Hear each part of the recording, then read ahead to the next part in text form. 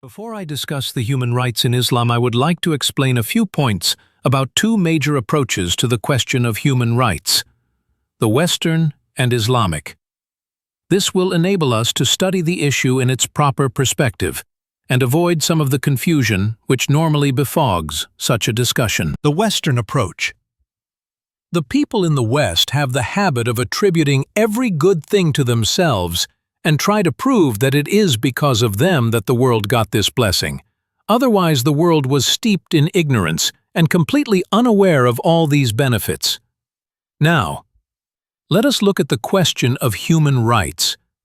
It is very loudly and vociferously claimed that the world got the concept of basic human rights from the Magna Carta of Britain, though the Magna Carta itself came into existence 600 years after the advent of Islam.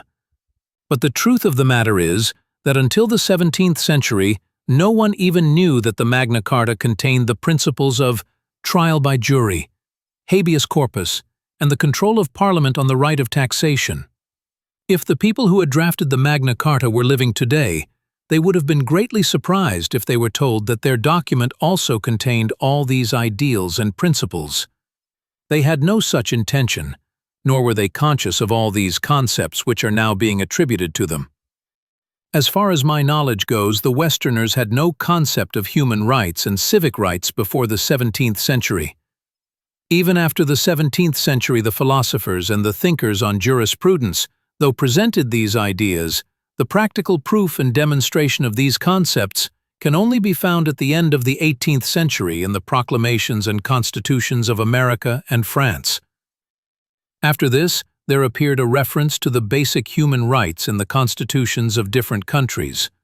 But more often, the rights which were given on paper were not actually given to the people in real life. In the middle of the present century, the United Nations, which can now be more aptly and truly described as the divided nations, made a universal declaration of human rights and passed a resolution against genocide and framed regulations to check it. But as you all know, there is not a single resolution or regulation of the United Nations which can be enforced. They are just an expression of a pious hope. They have no sanctions behind them, no force, physical or moral, to enforce them. Despite all the high-sounding, ambitious resolutions of the United Nations, human rights have been violated and trampled upon at different places, and the United Nations has been a helpless spectator.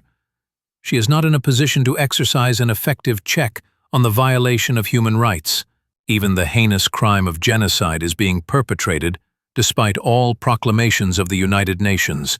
Right in the neighboring country of Pakistan, genocide of the Muslims has been taking place for the last 28 years. But the United Nations does not have the power and strength to take any steps against India. No action has even been taken against any country guilty of this most serious and revolting crime. The Islamic approach. The second point which I would like to clarify at the very outset is that when we speak of human rights in Islam, we really mean that these rights have been granted by God. They have not been granted by any king or by any legislative assembly. The rights granted by the kings or the legislative assemblies can also be withdrawn in the same manner in which they are conferred. The same is the case with the rights accepted and recognized by the dictators.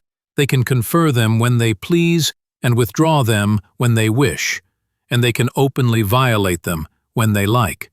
But since in Islam human rights have been conferred by God, no legislative assembly in the world or any government on earth has the right or authority to make any amendment or change in the rights conferred by God. No one has the right to abrogate them or withdraw them, nor are they the basic human rights which are conferred on paper for the sake of show and exhibition and denied in actual life when the show is over. Nor are they like philosophical concepts which have no sanctions behind them. The Charter and the proclamations and the resolutions of the United Nations cannot be compared with the rights sanctioned by God, because the former is not applicable to anybody, while the latter is applicable to every believer. They are a part and parcel of the Islamic faith. every Muslim or administrators who claim themselves to be Muslims will have to accept, recognize, and enforce them. If they fail to enforce them and start denying the rights that have been guaranteed by God, or make amendments and changes in them, or practically violate them while paying lip service to them, the verdict of the Holy Quran for such governments is clear and unequivocal. Those who do not judge by what God has sent down are the disbelievers, kafirin. 5:44. The following verse also proclaims, "They are the wrongdoers, zalimun." 5:45. While a third verse in the same chapter says, "They are the evil livers," fasikun. 5:47. In other words, this means that if the temporal authorities regard their own words and decisions to be right and those given by God as wrong, they are disbelievers. If, on the other hand, they regard God's commands as right but wittingly reject them and enforce their own decisions against God's, then they are the mischief makers and the wrongdoers.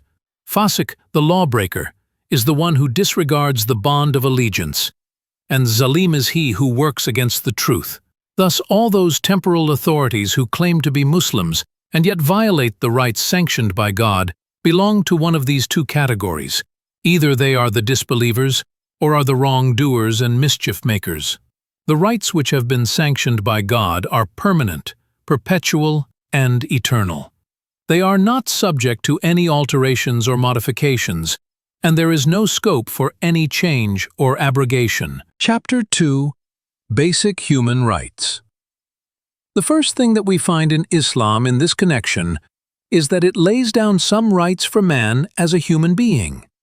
In other words, it means that every man, whether he belongs to this country or that, whether he is a believer or unbeliever, whether he lives in some forest or is found in some desert, whatever be the case, he has some basic human rights simply because he is a human being, which should be recognized by every Muslim. In fact, it will be his duty to fulfill these obligations. 1. The right to life. The first and the foremost basic right is the right to live and respect human life. The Holy Quran lays down, "Whosoever kills a human being without any reason like manslaughter or corruption on earth, it is as though he had killed all mankind." 532. As far as the question of taking life in retaliation for murder, or the question of punishment for spreading corruption on this earth is concerned, it can be decided only by a proper and competent court of law. If there is any war with any nation or country, it can be decided only by a properly established government.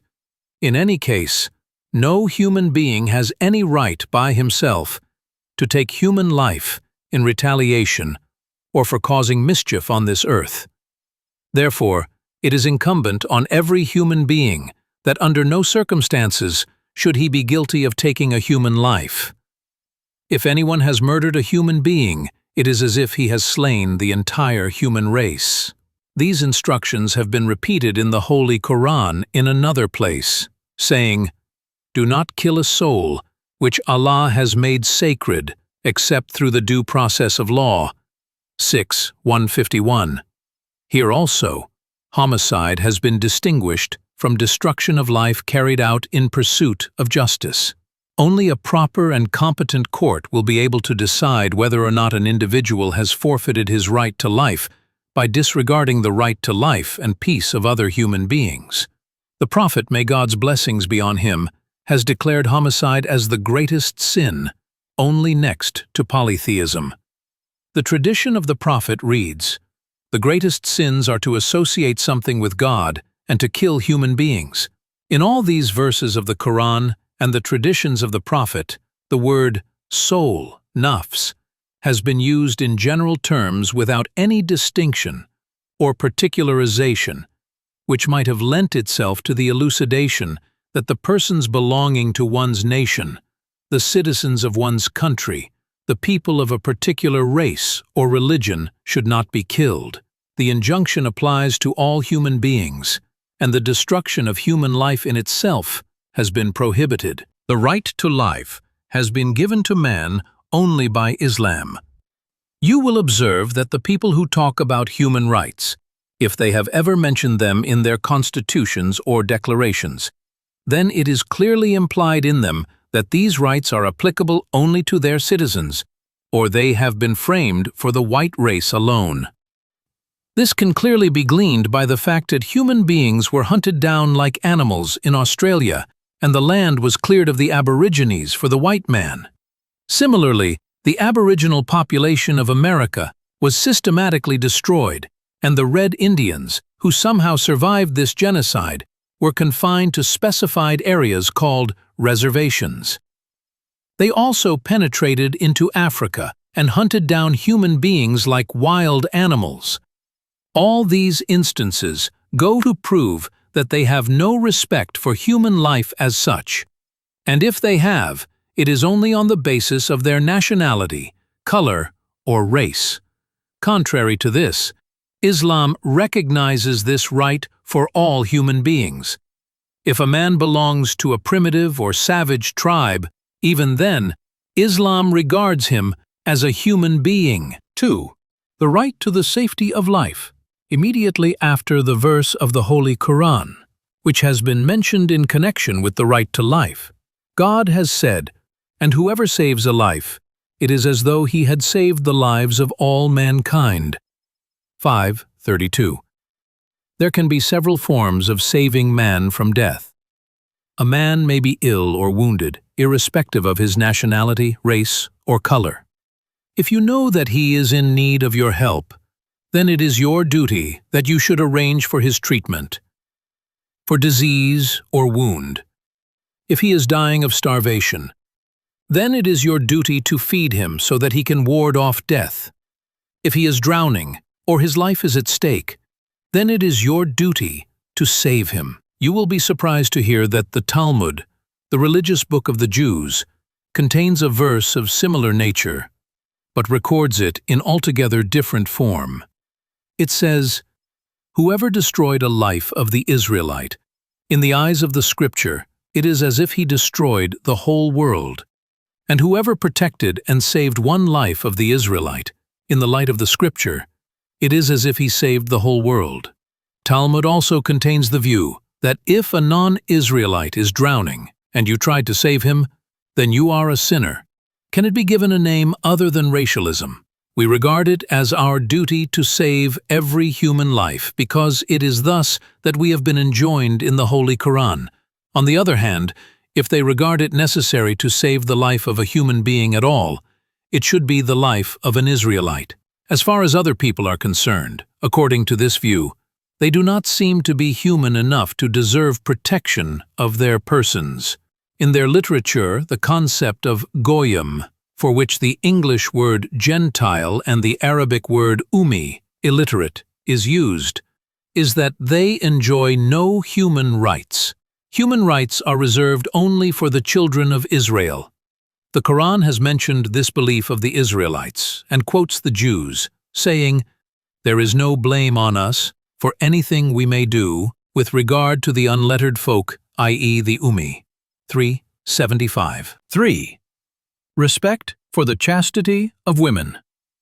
The third important thing that we find in the Charter of Human Rights, granted by Islam, is that a woman's chastity has to be respected and protected under all circumstances, whether she belongs to our own nation or to the nation of an enemy, whether we find her in the wild forest or in a conquered city, whether she is our co-religionist or belongs to some other religion or has no religion at all. A Muslim cannot outrage her under any circumstances.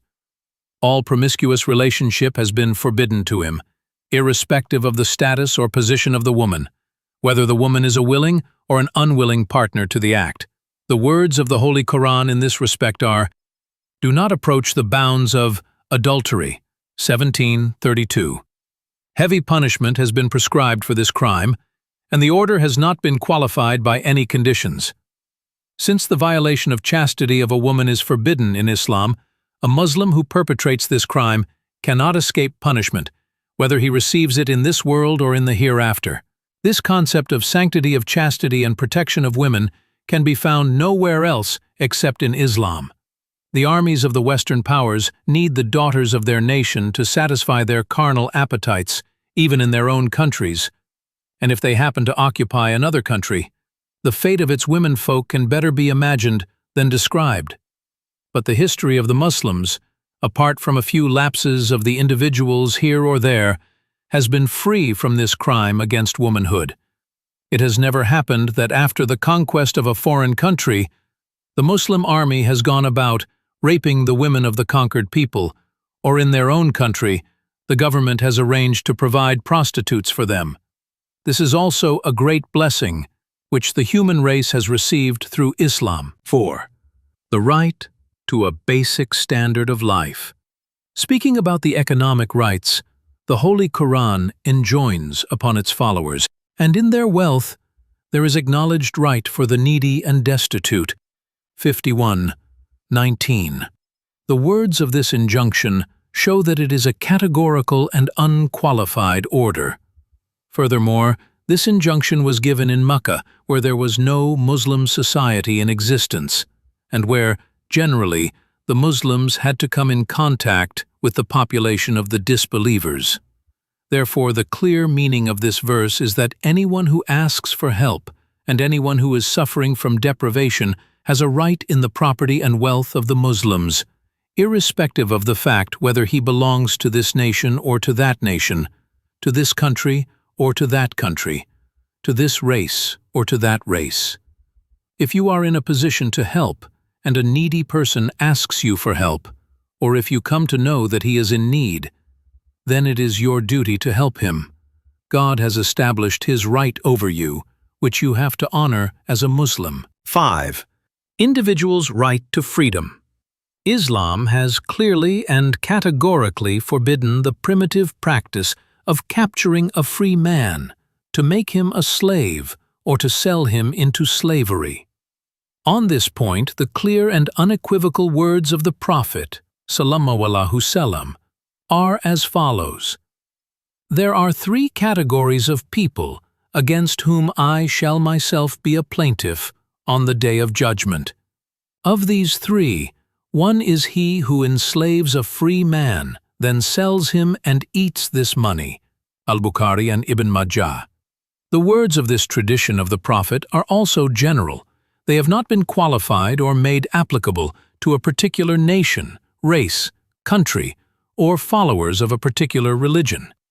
The Europeans take great pride in claiming that they abolished slavery from the world, though they had the decency to do so only in the middle of the last century.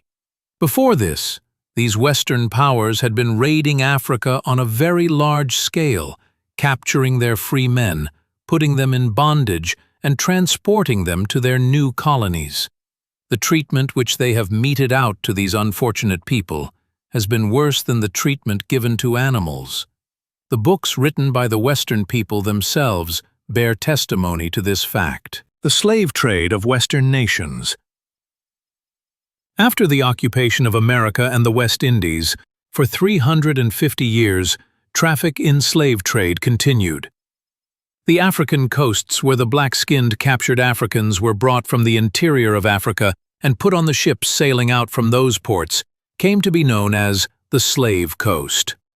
During only 1 century, from 1680 to 1786, the total number of free people who were captured and enslaved only for British colonies amounts, according to the estimate of British authors, to 20 million human beings.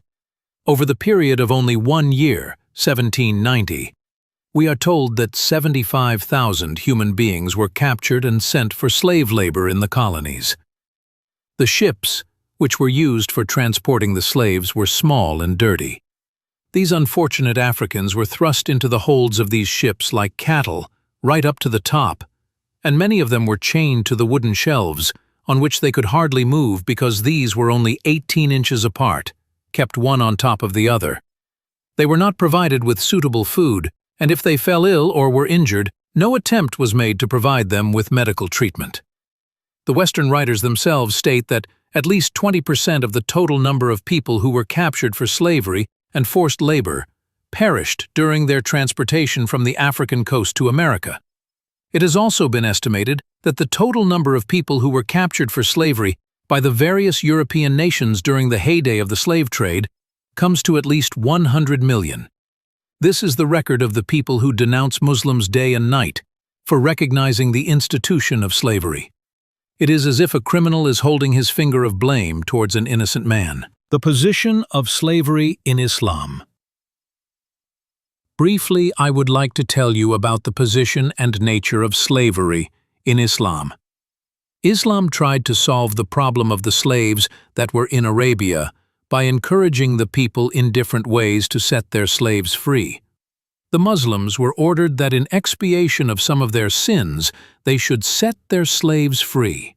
Freeing a slave by one's own free will was declared to be an act of great merit, so much so that it was said that every limb of the man who manumits a slave will be protected from hellfire in lieu of the limb of the slave freed by him.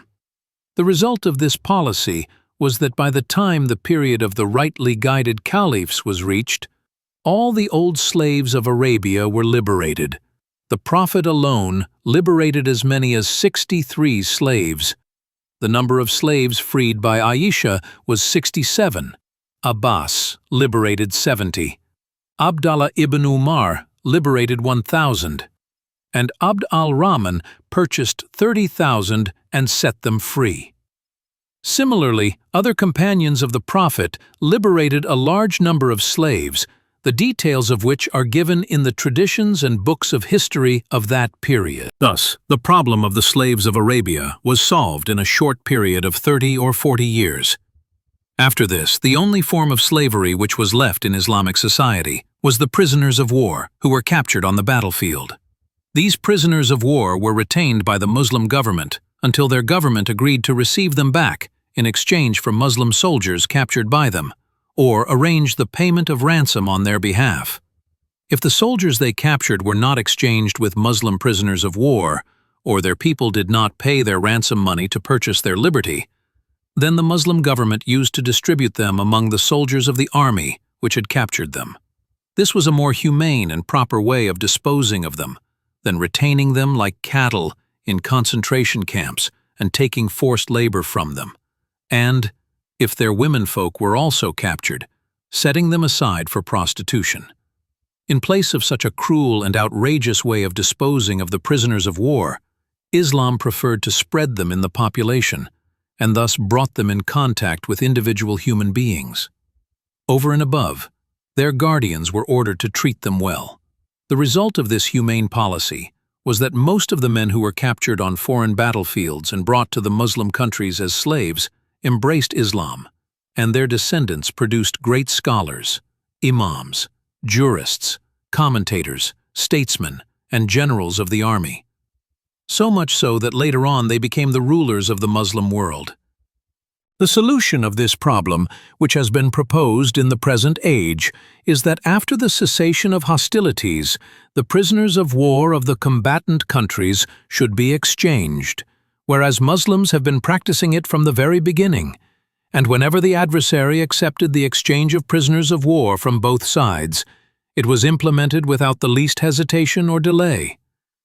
In modern warfare, we also find that if one government is completely routed, leaving her in no position of bargaining for the prisoners of war, and the winning party gets its prisoners easily, then experience has shown that the prisoners of war of the vanquished army are kept in conditions which are much worse than the conditions of slaves. Can anyone tell us what has been the fate of the thousands of prisoners of war captured by Russia from the defeated armies of Germany and Japan in the Second World War? No one has given their accounts so far. No one knows how many thousands of them are still alive, and how many thousands of them have perished due to the hardship of the Russian concentration and labor camps. The forced labor which has been taken from them is much worse than the service one can exact from slaves. Even perhaps in the times of ancient pharaohs of Egypt, such harsh labor might not have been exacted from the slaves in building the pyramids of Egypt, as has been exacted from the prisoners of war in Russia in developing Siberia and other backward areas of Russia. or working in coal and other mines in below-zero temperatures, ill-clad, ill-fed, and brutally treated by their supervisors. 6. The right to justice. This is a very important and valuable right which Islam has given to man as a human being. The Holy Quran has laid down, "Do not let your hatred of a people incite you to aggression." 5:2. And do not let ill will towards any folk incite you, so that you swerve from dealing justly. Be just, that is nearest to heedfulness. 5 verse 8. Stressing this point, the Quran again says, "You who believe, stand steadfast before God as witness for truth and fair play." 4 verse 135. This makes the point clear that Muslims have to be just, not only with ordinary human beings, but even with their enemies. In other words, the justice to which Islam invites her followers is not limited only to the citizens of their own country, or the people of their own tribe, nation, or race, or the Muslim community as a whole, but it is meant for all the human beings of the world. Muslims, therefore, cannot be unjust to anyone. Their permanent habit and character should be such that no man should ever fear injustice at their hands, and they should treat every human being everywhere with justice and fairness. 7. Equality of human beings. Islam not only recognizes absolute equality between men, irrespective of any distinction of color, race, or nationality, but makes it an important and significant principle, a reality. The Almighty God has laid down in the Holy Quran, "O mankind, we have created you from a male and female." In other words, all human beings are brothers to one another. They all are the descendants from one father and one mother. And we set you up as nations and tribes so that you may be able to recognize each other. 49:13. This means that the division of human beings into nations, races, groups, and tribes is for the sake of distinction, so that people of one race or tribe may meet and be acquainted with the people belonging to another race or tribe and cooperate with one another. This division of the human race is neither meant for one nation to take pride in its superiority over others, nor is it meant for one nation to treat another with contempt or disgrace, or regard them as a mean and degraded race, and usurp their rights. Indeed, the noblest among you before God are the most heedful of you. 49:13. In other words, the superiority of one man over another is only on the basis of God consciousness, purity of character, and high morals, and not on the basis of color, race, language, or nationality. And even this superiority based on piety and pure conduct does not justify that such people should play Lord or assume airs of superiority over other human beings. Assuming airs of superiority is in itself a reprehensible vice, which no God-fearing and pious man can ever dream of perpetrating. Nor does the righteous have more privileged rights over others, because this runs counter to human equality, which has been laid down in the beginning of this verse as a general principle. From the moral point of view, goodness and virtue is, in all cases, better than vice and evil. This has been exemplified by the Prophet in one of his sayings thus: "No Arab has any superiority over a non-Arab, nor does a non-Arab have any superiority over an Arab, nor does a white man have any superiority over a black man, or the black man any superiority over the white man. You are all the children of Adam, and Adam was created from clay." Al-Bayhaqi and Al-Bazzaz. In this manner, Islam established equality for the entire human race and struck at the very root of all distinctions based on color, race, language, or nationality. According to Islam, God has given man this right of equality as a birthright. Therefore, no man should be discriminated against on the ground of the color of his skin, his place of birth, the race or the nation in which he was born. Malcolm X, the famous leader of African Negroes in America, who had launched a bitter struggle against the white people of America in order to win civil rights for his black compatriots, when he went to perform the pilgrimage and saw how the Muslims of Asia, Africa, Europe, America, and those of different races, languages, and colors of skin were wearing one dress and were hurrying towards God's house, the Kaaba, and offering prayers, standing in one row, and there was no distinction of any kind between them. Then he realized that this was the solution to the problem of color and race, and not what he had been trying to seek or achieve in America so far. Today, a number of non-Muslim thinkers who are free from blind prejudice openly admit that no other religion or way of life has solved this problem with the same degree of success with which Islam has done so. 8. The right to cooperate and not to cooperate. Islam has prescribed a general principle of paramount importance and universal application, saying, "Cooperate with one another for virtue and heedfulness," and "Do not cooperate with one another for the purpose of vice and aggression." 5:2. This means that the man who undertakes a noble and righteous work, irrespective of the fact whether he is living at the North Pole or the South Pole, has the right to expect support and active cooperation from the Muslims. On the contrary, he who perpetrates deeds of vice and aggression, even if he is our closest relation or neighbor, does not have the right to win our support and help in the name of race, country, language, or nationality, nor should he have the expectation that Muslims will cooperate with him or support him. Nor is it permissible for Muslims to cooperate with him. The wicked and vicious person may be our own brother, but he is not of us, and he can have no help or support from us as long as he does not repent and reform his ways. On the other hand, the man who is doing deeds of virtue and righteousness may have no kinship with Muslims, but Muslims will be his companions and supporters, or at least his well-wishers. Chapter 3. Rights of Citizens in an Islamic State. We have discussed the human rights in general. Now we would like to take up the question of rights of the citizens in an Islamic state. As these rights are more extensive than the general human rights, which have been described earlier, they need separate treatment. 1. The security of life and property. In the address which the Prophet delivered on the occasion of the farewell Hajj, he said, "Your lives and properties are forbidden to one another, till you meet your Lord on the day of resurrection." God Almighty has laid down in the Holy Quran, "Anyone who kills a believer deliberately will receive as his reward a sentence to live in hell forever. God will be angry with him and curse him, and prepare dreadful torment for him." 493. The Prophet has also said about the dhimmis, the non-Muslim citizens of the Muslim state, "One who kills a man under covenant, i.e. a dhimmi, will not even smell the fragrance of paradise." Al-Bukhari and Abu Dawud.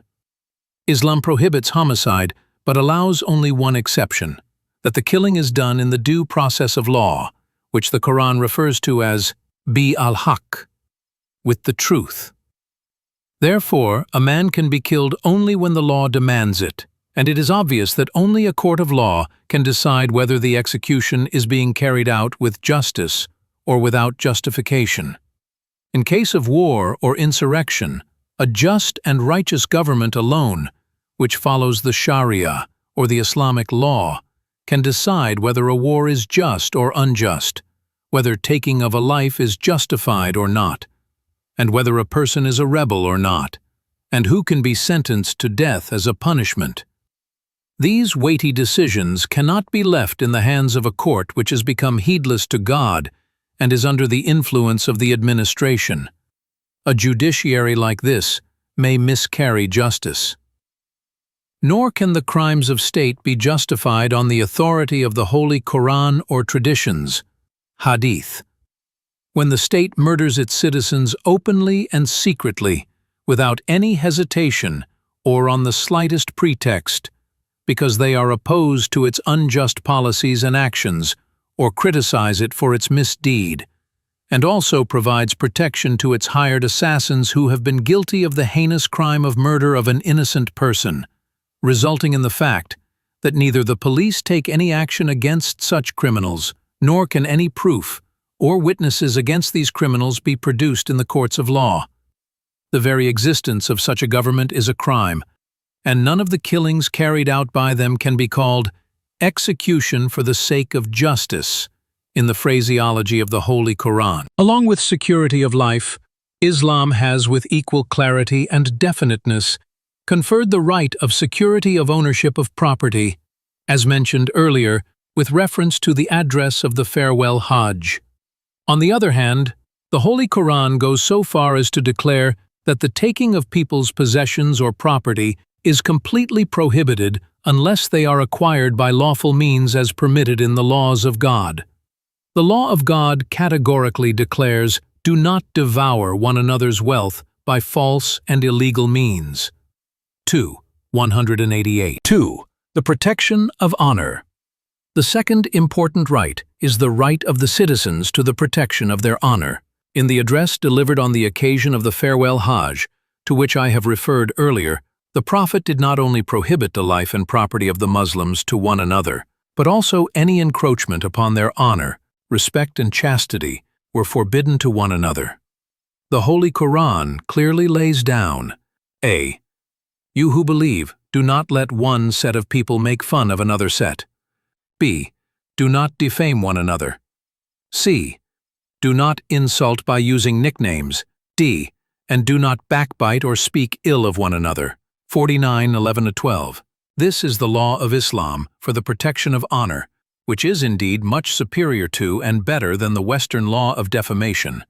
According to the Islamic law, if it is proved that someone has attacked the honor of another person, then irrespective of the fact, whether or not the victim is able to prove himself a respectable and honorable person, the culprit will in any case get his due punishment. But the interesting fact about the Western law of defamation is that the person who files suit for defamation has first to prove that he is a man of honor and public esteem, and during the interrogation, he is subjected to the scurrilous attacks, accusations, and innuendos of the defense counsel to such an extent that he earns more disgrace than the attack on his reputation against which he had knocked the door of the court of law. On top of it, he has also to produce such witnesses as would testify in the court that due to the defamatory accusations of the culprit, the accused stands disgraced in their eyes. Good gracious, what a subtle point of law, and what an adherence to the spirit of law! How can this unfair and unjust law be compared to the divine law? Islam declared blasphemy as a crime, irrespective of the fact whether the accused is a man of honor or not, and whether the words used for blasphemy have actually disgraced the victim and harmed his reputation in the eyes of the public or not. According to the Islamic law, the mere proof of the fact that the accused said things which, according to common sense, could have damaged the reputation and honor of the plaintiff is enough for the accused to be declared guilty of defamation. 3. The sanctity and security of private life. Islam recognizes the right of every citizen of its state that there should be no undue interference or encroachment on the privacy of his life. The Holy Quran has laid down the injunction, "Do not spy on one another." 49:12. Do not enter any houses except your own homes, unless you are sure of their occupants' consent. 24:27. The Prophet has gone to the extent of instructing his followers that a man should not enter even his own house suddenly or surreptitiously.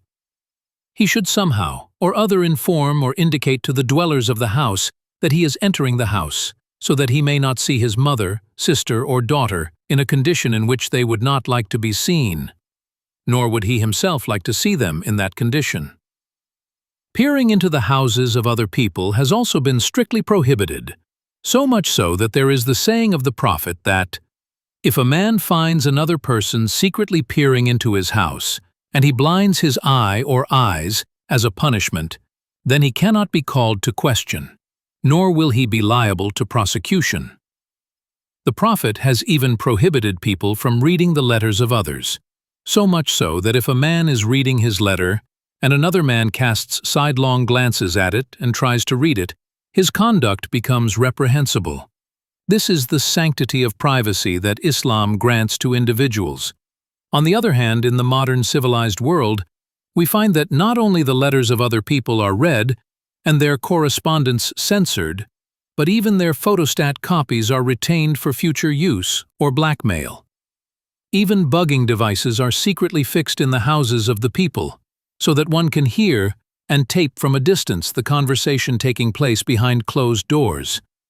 In other words, it means that there is no such thing as privacy, and to all practical purposes, the private life of an individual does not exist. This espionage on the life of the individual cannot be justified on moral grounds by the government, saying that it is necessary to know the secrets of the dangerous persons.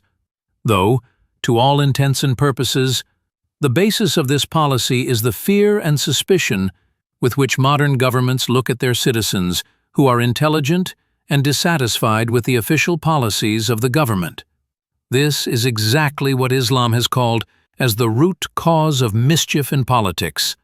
The injunction of the Prophet is, when the ruler begins to search for the causes of dissatisfaction amongst his people, he spoils them.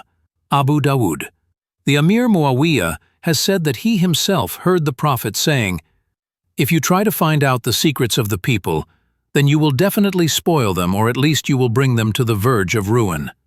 The meaning of the phrase "spoil them" is that when spies, CID or FBI agents, are spread all around the country to find out the affairs of men, then the people begin to look at one another with suspicion, so much so that people are afraid of talking freely in their houses, lest some word should escape from the lips of their wives and children, which may put them in embarrassing situations.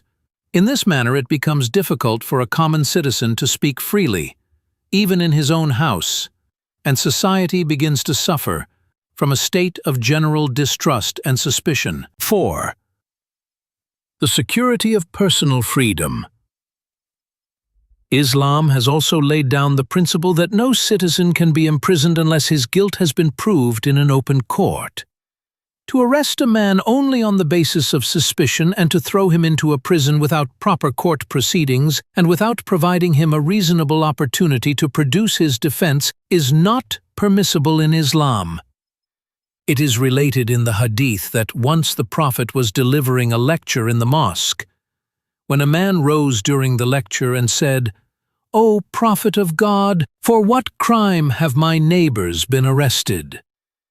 The Prophet heard the question and continued his speech. The man rose once again and repeated the same question. The Prophet again did not answer and continued his speech. The man rose for a third time and repeated the same question. Then the Prophet ordered that the man's neighbors be released. The reason why the Prophet had kept quiet when the question was repeated twice earlier was that the police officer was present in the mosque, and if there were proper reasons for the arrest of the neighbors of this man, he would have got up to explain his position. Since the police officer gave no reasons for these arrests, the Prophet ordered that the arrested persons should be released.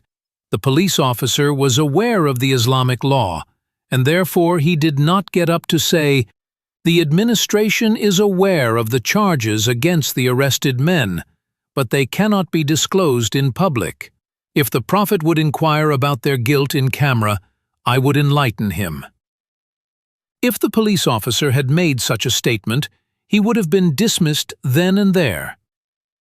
The fact that the police officer did not give any reasons for the arrests in the open court was sufficient reason for the Prophet to give immediate orders for the release of the arrested men. The injunction of the Holy Quran is very clear on this point. Whenever you judge between people, you should judge with a sense of justice. 4:58. And the Prophet has also been asked by God, "I have been ordered to dispense justice between you." This was the reason why the Caliph Umar said, "In Islam, no one can be imprisoned except in pursuance of justice." The words used here clearly indicate that justice means due process of law. What has been prohibited and condemned is that a man be arrested and imprisoned without proof of his guilt in an open court and without providing him an opportunity to defend himself against those charges. If the government suspects that a particular individual has committed a crime, or he is likely to commit an offense in the near future, then they should give reasons for their suspicion before a court of law, and the culprit or the suspect should be allowed to produce his defense in an open court, so that the court may decide whether the suspicion against him is based on sound grounds or not, and if there is good reason for suspicion, then he should be informed of how long he will be in preventive detention.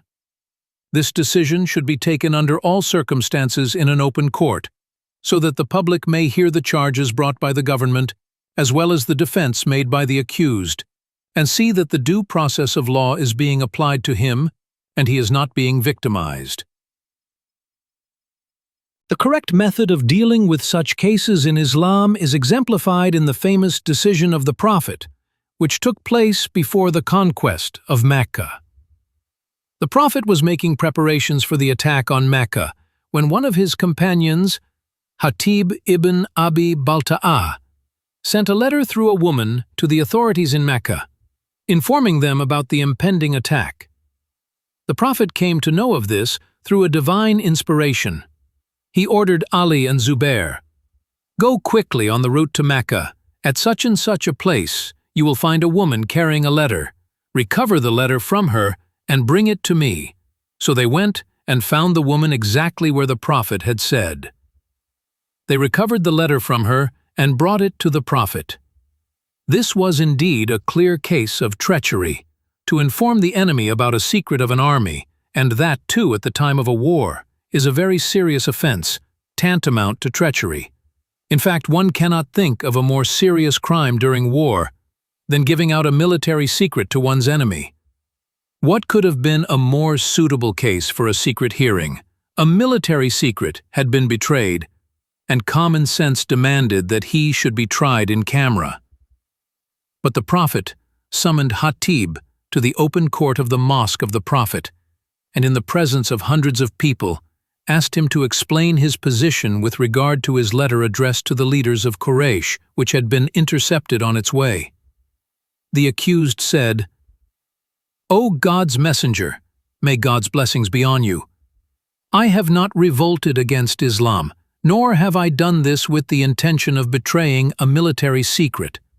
The truth of the matter is that my wife and children are living in Mecca, and I do not have my tribe to protect them there. I had written this letter so that the leaders of Quraysh may be indebted to me and may protect my wife and children out of gratitude." Umar rose and respectfully submitted. "O Prophet, please permit me to put this traitor to the sword."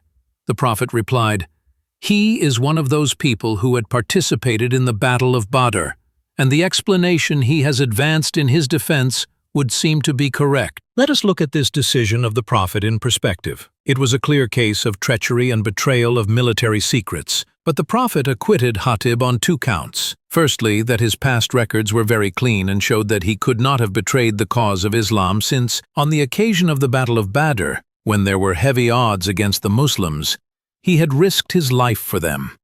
Secondly, his family was in fact in danger at Makkah.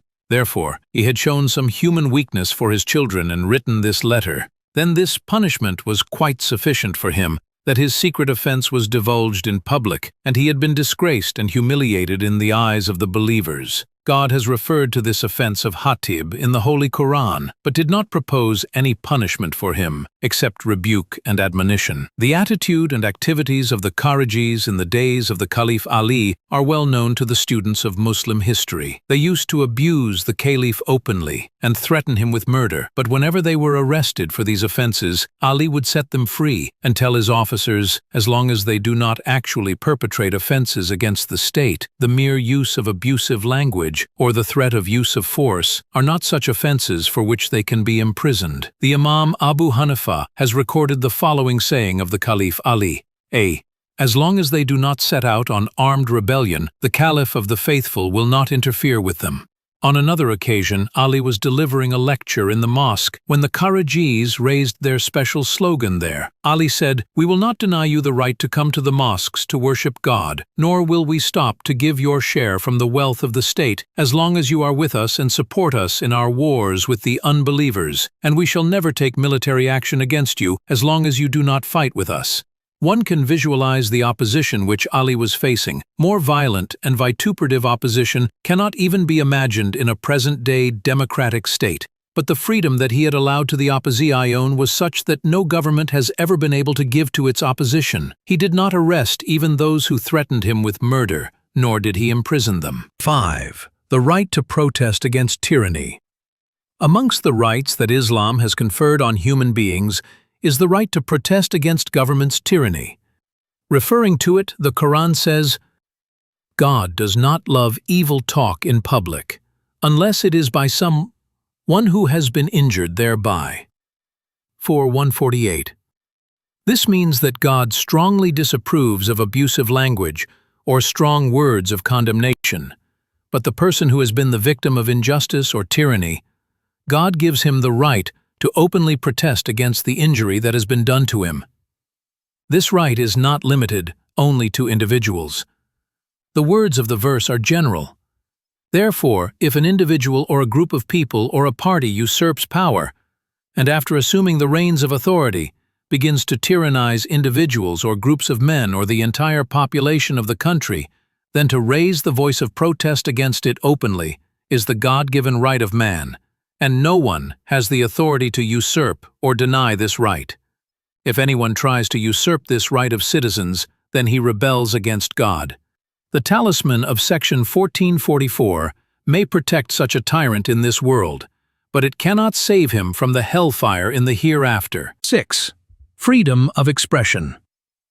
Islam gives the right of freedom of thought and expression to all citizens of the Islamic State, on the condition that it should be used for the propagation of virtue and truth, and not for spreading evil and wickedness.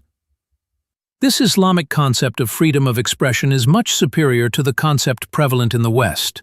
Under no circumstances would Islam allow evil and wickedness to be propagated. It also does not give anybody the right to use abusive or offensive language in the name of criticism. The right to freedom of expression for the sake of propagating virtue and righteousness is not only a right in Islam, but an obligation. One who tries to deny this right to his people is openly at war with God, the All-Powerful, and the same thing applies to the attempt to stop people from evil. Whether this evil is perpetrated by an individual or by a group of people, or the government of one's own country, or the government of some other country, it is the right of a Muslim, and it is also his obligation, that he should warn and reprimand the evildoer, and try to stop him from doing it. Over and above, he should openly and publicly condemn it, and show the course of righteousness which that individual, nation, or government should adopt. The Holy Quran has described this quality of the faithful in the following words: "They enjoin what is proper, and forbid what is improper." 9:71. In contrast, describing the qualities of a hypocrite, the Quran mentions, "They bid what is improper, and forbid what is proper." 9:67. The main purpose of an Islamic government has been defined by God in the Quran as follows: "If we give authority to these men on earth, they will keep up prayers, and offer poor due, bid what is proper, and forbid what is improper." 22:41. The Prophet has said, "If any one of you comes across an evil, he should try to stop it with his hand, using force. If he is not in a position to stop it with his hand, then he should try to stop it by means of his tongue, meaning he should speak against it. If he is not even able to use his tongue, then he should at least condemn it in his heart." This is the weakest degree of faith, Muslim. This obligation of inviting people to righteousness and forbidding them to adopt the paths of evil is incumbent on all true Muslims. If any government deprives its citizens of this right and prevents them from performing this duty, then it is in direct conflict with the injunction of God. The government is not in conflict with its people, but is in conflict with God. In this way, it is at war with God, and is trying to usurp that right of its people, which God has conferred not only as a right, but as an obligation. As far as the government, which itself propagates evil, wickedness, and obscenity, and interferes with those who are inviting people to virtue and righteousness, is concerned according to the Holy Quran, it is the government of the hypocrites. 7. Freedom of association. Islam has also given people the right to freedom of association and formation of parties or organizations. This right is also subject to certain general rules. It should be exercised for propagating virtue and righteousness and should never be used for spreading evil and mischief. We have not only been given this right for spreading righteousness and virtue, but have been ordered to exercise this right. Addressing the Muslims, the Holy Quran declares, "You are the best community which has been brought forth for mankind. You command what is proper and forbid what is improper, and you believe in God." And 3:110. This means that it is the obligation and duty of the entire Muslim community that it should invite and enjoin people to righteousness and virtue, and forbid them from doing evil. If the entire Muslim community is not able to perform this duty, then let there be a community among you who will invite people to do good, command what is proper, and forbid what is improper. Those will be prosperous. 3:104. This clearly indicates that if the entire Muslim nation collectively begins to neglect its obligation to invite people to goodness and forbid them from doing evil, then it is absolutely essential that it should contain at least a group of people which may perform this obligation. As has been said before, this is not only a right, but an obligation, and on the fulfillment of which depends success and prosperity here as well as in the hereafter. It is an irony with the religion of God that in a Muslim country the assembly and association that is formed for the purposes of spreading evil and mischief should have the right to rule over the country, and the association and party, which has been formed for propagating righteousness and virtue, should live in perpetual fear of harassment and of being declared illegal. Conditions here are just the reverse of what has been prescribed by God. The claim is that we are Muslims, and this is an Islamic state, but the work that is being done is directed to spreading evil, to corrupt and morally degrade and debase the people, while there is an active and effective check on the work being carried out for reforming society and inviting people to righteousness. Moreover, the life of those who are engaged in spreading righteousness and checking the spread of evil and wickedness is made intolerable and hard to bear. 8. Freedom of conscience and conviction. Islam also gives the right to freedom of conscience and conviction to its citizens in an Islamic state.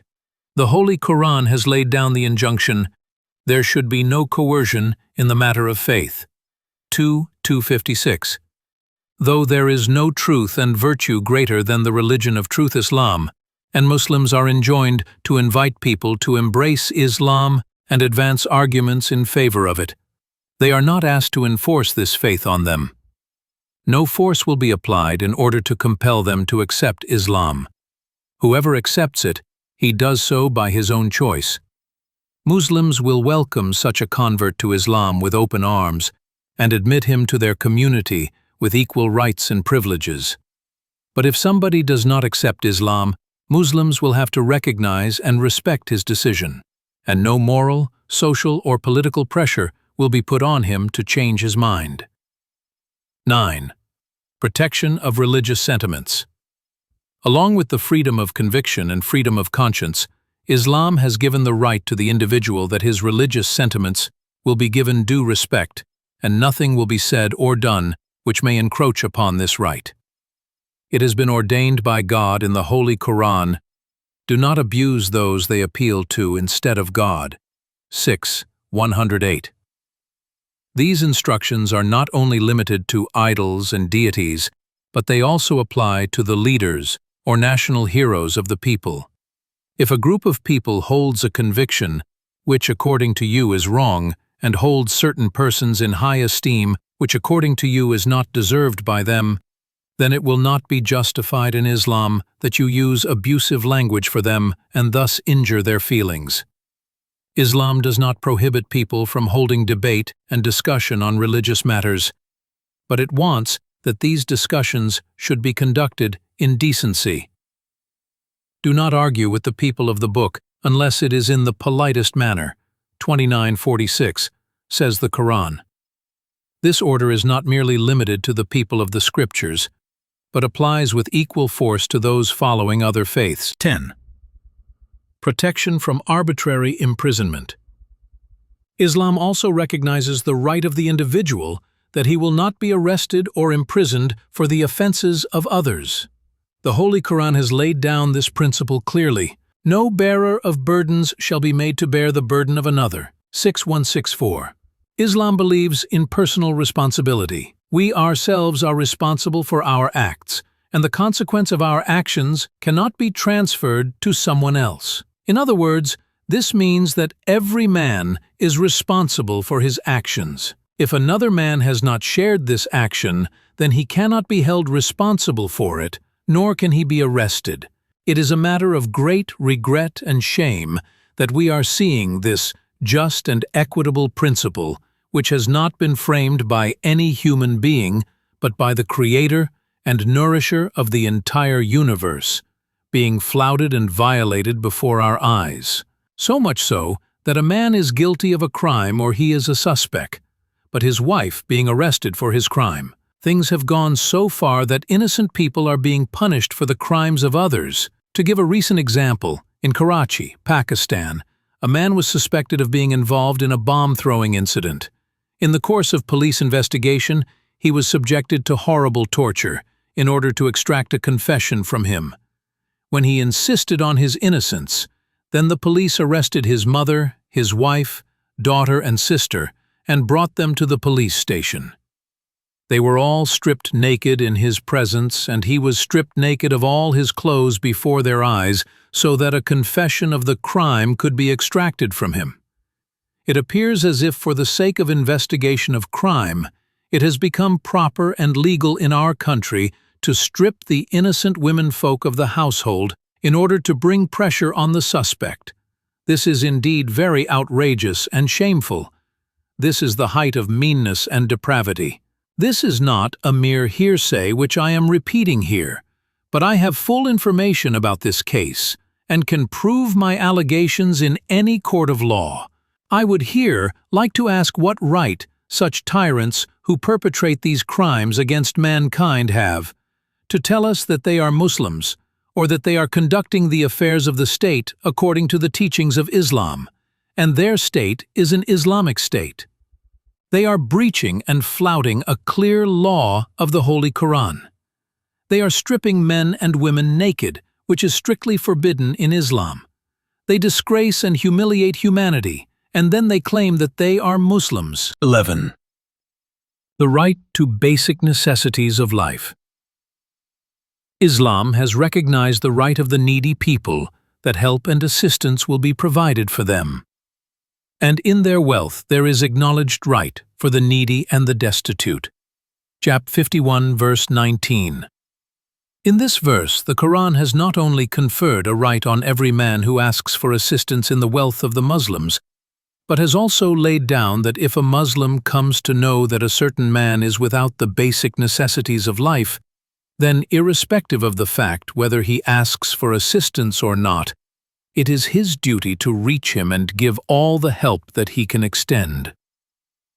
For this purpose, Islam has not depended only on the help and charity that is given voluntarily, but has made compulsory charity, zakat, as the third pillar of Islam, next only to profession of faith and worship of God through holding regular prayers.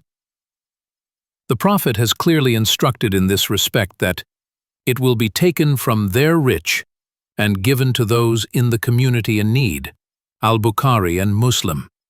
In addition to this, it has also been declared that the Islamic State should support those who have nobody to support them. The Prophet has said, "The head of state is the guardian of him who has nobody to support him. Abu Dawud al-Tirmidhi. The word wali, which has been used by the Prophet, is a very comprehensive word and has a wide range of meanings. If there is an orphan or an aged man, if there is a crippled or unemployed person, if one is invalid or poor and has no one else to support him or help him, then it is the duty and the responsibility of the state to support and assist him. If a dead man has no guardian or heir, then it is the duty of the state to arrange for his proper burial. In short, the state has been entrusted with the duty and responsibility of looking after all those who need help and assistance. A truly Islamic state is therefore a truly welfare state, which will be the guardian and protector of all those in need. 12. Equality before law. Islam gives its citizens the right to absolute and complete equality in the eyes of the law. As far as the Muslims are concerned, there are clear instructions in the Holy Quran and Hadith that in their rights and obligations they are all equal. The believers are brothers to each other. 49:10. If they, disbelievers, repent and keep up prayer and pay the ippur due, they are your brothers in faith. 9:11. The Prophet has said that the life and blood of Muslims are equally precious. Abu Dawud, Ibn Majah. In another hadith he has said, the protection given by all Muslims is equal. Even an ordinary man of them can grant protection to any man. Al-Bukhari, Muslim, Abu Dawud. In another more detailed tradition of the Prophet, it has been said that those who accept the oneness of God, believe in the prophethood of his messenger, give up primitive prejudices, and join the Muslim community and brotherhood, then they have the same rights and obligations as other Muslims have. Al-Bukhari, Al-Nisa'i. Thus there is absolute equality between the new converts to Islam and the old followers of the faith. This religious brotherhood and the uniformity of their rights and obligations is the foundation of equality in Islamic society, in which the rights and obligations of any person are neither greater nor lesser in any way than the rights and obligations of other people. As far as the non-Muslim citizens of the Islamic State are concerned, the rule of Islamic Sharia, law, about them has been very well expressed by the Caliph Ali in these words: "They have accepted our protection only because their lives may be like our lives and their properties like our properties." Abu Dawud. In other words, their, of the dhimmis, lives and properties are as sacred as the lives and properties of the Muslims. Discrimination of people into different classes was one of the greatest crimes that, according to the Quran, Pharaoh used to indulge in. He had divided his people into different classes, and he suppressed one group of them at the cost of others. 28:4. 13. Rulers not above the law. Islam clearly insists and demands that all officials of the Islamic State, whether he be the head or an ordinary employee, are equal in the eyes of the law. None of them is above the law or can claim immunity. Even an ordinary citizen in Islam has the right to put forward a claim or file a legal complaint against the highest executive of the country. The Caliph Umar said, "I have myself seen the Prophet, may God's blessings be on him, taking revenge against himself, penalizing himself for some shortcoming or failing. On the occasion of the Battle of Badr, when the Prophet was straightening the rows of the Muslim army, he hit the belly of a soldier in an attempt to push him back in line. The soldier complained, 'O Prophet, you have hurt me with your stick.' The Prophet immediately bared his belly and said, 'I am very sorry. You can revenge by doing the same to me.' The soldier came forward and kissed the abdomen of the Prophet and said that this was all that he wanted. A woman belonging to a high and noble family was arrested in connection with a theft. The case was brought to the Prophet, and it was recommended that she may be spared the punishment of theft. The Prophet replied The nations that lived before you were destroyed by God because they punished the common men for their offenses, and let their dignitaries go unpunished for their crimes. I swear by Him, God, who holds my life in His hand, that even if Fatima, the daughter of Muhammad, has committed this crime, then I would have amputated her hand. During the caliphate of Umar, Muhammad the son of Amr ibn al-As, the governor of Egypt, whipped an Egyptian. The Egyptian went to Medina and lodged his complaint with the righteous caliph, who immediately summoned the governor and his son to Medina. When they appeared before him in Medina, the caliph handed a whip to the Egyptian complainant and asked him to whip the son of the governor in his presence. After taking his revenge, when the Egyptian was about to hand over the whip to Umar, he said to the Egyptian, "Give one stroke of the whip to the honorable governor as well. His son would certainly have not beaten you, were it not for the false pride that he had in his father's high office." The plaintiff submitted, "The person who had beaten me, I have already avenged myself on him." Umar said, "By God, if you had beaten him, the governor, I would not have checked you from doing so. You have spared him of your own free will." Then he, Umar, angrily turned to Amr ibn al-As and said, "O Amr, when did you start to enslave the people, though they were born free of their mothers? When the Islamic State was flourishing in its pristine glory and splendor, the common people could equally lodge complaints against the caliph of the time in the court, and the caliph had to appear before the Qadi to answer the charges. And if the caliph had any complaint, he could not use his administrative powers and authority to set the matter right, but had to refer the case to the court of law for proper adjudication. 14. The right to avoid sin.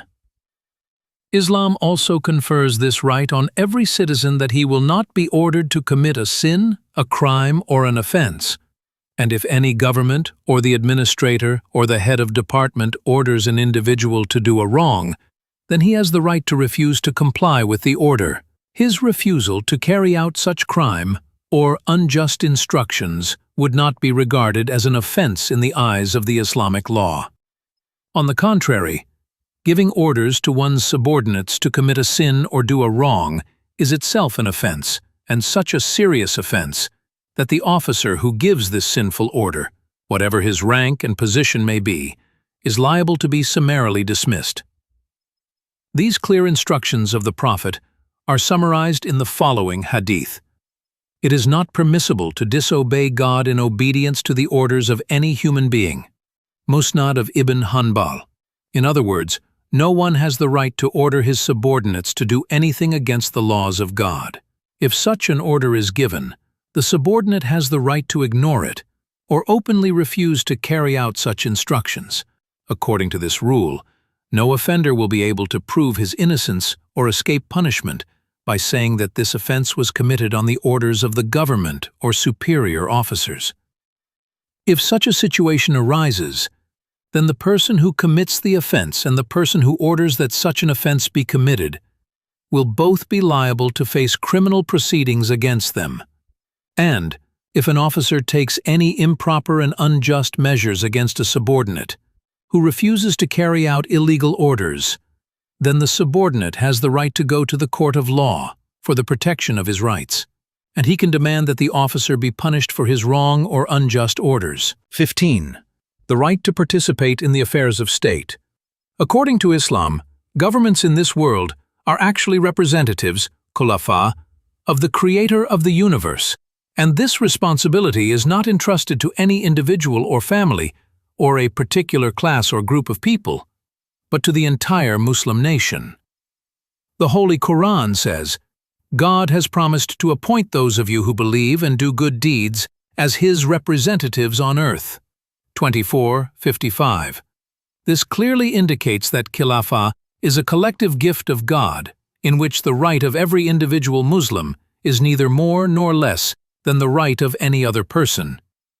The correct method recommended by the Holy Quran for running the affairs of the state is as follows. And their business is conducted through consultation among themselves. 42:38. According to this principle, it is the right of every Muslim, that either he should have a direct say in the affairs of the state, or a representative chosen by him and other Muslims should participate in the consultation of the state. Islam under no circumstance permits or tolerates that an individual or a group or party of individuals may deprive the common Muslims of their rights and usurp powers of the state. Similarly, Islam does not regard it right and proper that an individual may put up a false show of setting up a legislative assembly, and by means of underhand tactics such as fraud, persecution, bribery, etc., gets himself and men of his choice elected in the assembly. This is not only a treachery against the people whose rights are usurped by illegal and unfair means, but against the Creator, who has entrusted the Muslims to rule on this earth on his behalf, and has prescribed the procedure of an assembly for exercising these powers. The Shura, or the Legislative Assembly, has no other meaning except that 1. The executive head of the government and the members of the assembly should be elected by free and independent choice of the people. 2. The people and their representatives should have the right to criticize and freely express their opinions. 3. The real conditions of the country should be brought before the people without suppressing any fact, so that they may be able to form their opinion about whether the government is working properly or not. 4. There should be adequate guarantee that only those people who have the support of the masses should rule over the country, and those who fail to win this support should be removed from their position of authority. Chapter 4. Rights of Enemies at War. After dealing with the rights of the citizens of an Islamic state, I would like to briefly discuss the rights which Islam has conferred on its enemies. In the days when Islam came into focus, the world was completely unaware of the concept of humane and decent rules of war. The West became conscious of this concept for the first time through the works of the 17th century thinker Grotius. But the actual codification of the international law in war began in the middle of the 19th century. Prior to this, no concept of civilized behavior in war was found in the West. All forms of barbarity and savagery were perpetrated in war, and the rights of those at war were not even recognized, let alone respected. The laws which were framed in this field during the 19th century, or over the following period, up to the present day, cannot be called laws in the real sense of the word.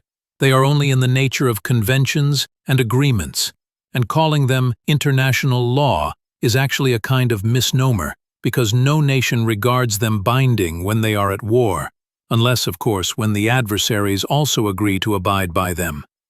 In other words, these civilized laws imply that if our enemies respect them, then we shall also abide by them. And if they ignore these human conventions and take recourse to barbaric and cruel ways of waging war, then we shall also adopt the same or similar techniques. It is obvious that such a course, which depends on mutual acceptance and agreement, cannot be called law. And this is the reason why the provisions of this so-called international law have been flouted and ignored in every way, and every time they have been revised, additions or deletions have been made in them. Law of war and peace in Islam. The rules which have been framed by Islam to make war civilized and humane are in the nature of law, because they are the injunctions of God and His Prophet, which are followed by Muslims in all circumstances, irrespective of the behavior of the enemy. It is now for the scholars to find out how far the West has availed of the laws of war given by Islam 1300 years ago, and even after the adaptation of some of the laws of Islam, how far the West attained those heights of civilized and humane methods of warfare which Muslims reached through the blessings of Islam. Western writers have often asserted that the Prophet had borrowed everything in his teachings from the Jews and the Christians. Instead of saying anything in its refutation, I will only recommend the reader to refer to the Bible, so that he can see which methods of war are recommended by the sacred book of these Western claimants to civilization and culture. We have examined in some detail the basic human rights that Islam has conferred on man. Let us now find out what rights and obligations Islam recognizes for an enemy. The rights of the non-combatants. Islam has first drawn a clear line of distinction between the combatants and the non-combatants of the enemy country. As far as the non-combatant population is concerned, such as women, children, the old and the infirm, etc., the instructions of the Prophet are as follows. Do not kill any old person, any child or any woman. Abu Dawood. Do not kill the monks in monasteries. Or, do not kill the people who are sitting in places of worship. Musnad of Ibn Hanbal. During a war, the Prophet saw the corpse of a woman lying on the ground and observed, she was not fighting. How then she came to be killed? From this statement of the Prophet, the exegetists and jurists have drawn the principle that those who are non-combatants should not be killed during or after the war. The rights of the combatants. Now let us see what rights Islam has conferred on the combatants. 1. Torture with fire. In the Hadith, there is a saying of the Prophet that punishment by fire does not behoove anyone except the master of the fire. Abu Dawood. The injunction deduced from this saying is that the adversary should not be burnt alive. Protection of the wounded. Do not attack a wounded person. Thus said the Prophet. This means that the wounded soldiers who are not fit to fight, nor actually fighting, should not be attacked. 3. The prisoner of war should not be slain. No prisoner should be put to the sword. A very clear and unequivocal instruction given by the Prophet ﷺ. 4. No one should be tied to be killed. The Prophet has prohibited the killing of anyone who is tied or is in captivity. 5. No looting and destruction in the enemy's country. Muslims have also been instructed by the Prophet that if they should enter the enemy's territory, they should not indulge in pillage or plunder, nor destroy the residential areas, nor touch the property of anyone except those who are fighting with them. It has been narrated in the Hadith. The Prophet has prohibited the believers from loot and plunder. Al-Bukhari. Abu Dawood. His injunction is, the loot is no more lawful than the carrion. Abu Dawood. Abu Bakr al-Siddiq used to instruct the soldiers while sending them to war, do not destroy the villages and towns, do not spoil the cultivated fields and gardens, and do not slaughter the cattle. The booty of war, which is acquired from the battleground, is altogether different from this. It consists of the wealth, provisions, and equipment captured only from the camps and military headquarters of the combatant armies. 6. Sanctity of property. The Muslims have also been prohibited from taking anything from the general public of a conquered country without paying for it. If in a war the Muslim army occupies an area of the enemy country and is encamped there, it does not have the right to use the things belonging to the people without their consent. If they need anything, they should purchase it from the local population or should obtain permission from the owners. Abu Bakr al-Siddiq, while instructing the Muslim armies being dispatched to the battlefront, would go to the extent of saying that Muslim soldiers should not even use the milk of the milch cattle without the permission of their owners. 7. Sanctity of a dead body. Islam has categorically prohibited its followers from disgracing or mutilating the corpses of their enemies, as was practiced in Arabia before the advent of Islam. It has been said in the Hadith, the Prophet has prohibited us from mutilating the corpses of the enemies. Al-Bukhari, Abu Dawood. The occasion on which this order was given is highly instructive.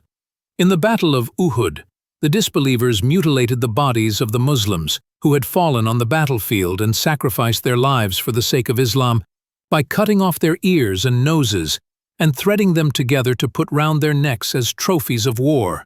The abdomen of Hamza, the uncle of the Prophet, was ripped open by Quraysh. His liver was taken out and chewed by Hind, the wife of Abu Sufyan, the leader of the Meccan army. The Muslims were naturally enraged by this horrible sight, but the Prophet asked his followers not to mete out similar treatment to the dead bodies of the enemies.